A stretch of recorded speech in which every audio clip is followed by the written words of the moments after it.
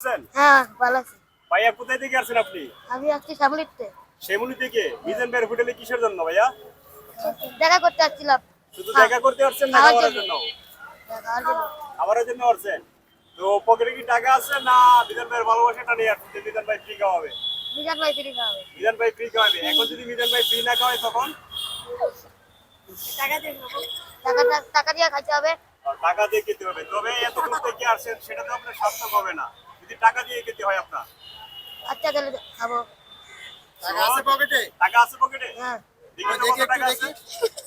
আছে 100 টাকার মতো। আচ্ছা ঠিক আছে 100 টাকার মতো আছে। যদি মিজান ভাই তোমাকে না খাওয়ায় ফ্রিতে তাহলে তোমার খাওয়ার দায়িত্ব আমি নিলাম। ঠিক আছে? খুশি তো আমার?